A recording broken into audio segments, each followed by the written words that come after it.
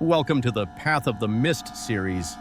I hope you enjoy this journey into the world of mystical horror and eerie mysteries. A dark forest, unnatural silence, something unseen lurking in the fog. Are you ready to feel true fear?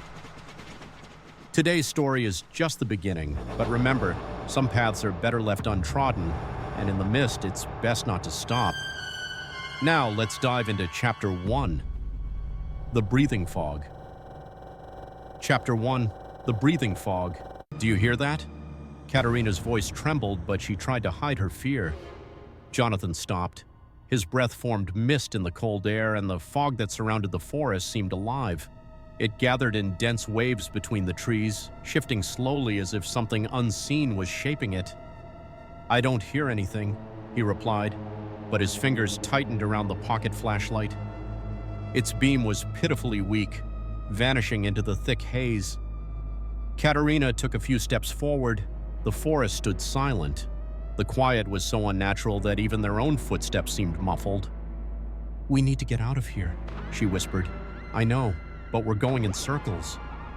He raised his phone, but the screen showed no signal. His watch was acting strangely too. The second hand twitched as if it couldn't decide whether to move forward or backward. "A storm is coming," Katerina said. And indeed, a distant rumble of thunder echoed through the air. It felt like the sound was coming from all directions at once. They were lost. The thought hung between them, though neither dared to say it out loud. "We just wanted to check if it's true that there are no roads in this forest." Jonathan gave a nervous smile. "And who would have thought that there really are no roads?" Katerina replied, not sharing his forced optimism. She was right. They had been walking for an hour, yet there was no sign of civilization, only trees twisted like distorted shadows and that eerie, shifting fog. Then it happened. A rustle, sudden, quiet, barely audible, but Katerina heard it. She froze, gripping Jonathan's arm. "There's something in the fog," she whispered. Jonathan listened.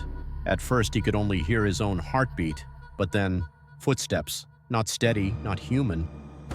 If someone were walking through the forest, their steps would have a rhythm, but these sounds were chaotic, as if something moved in sudden bursts, fast, then slow.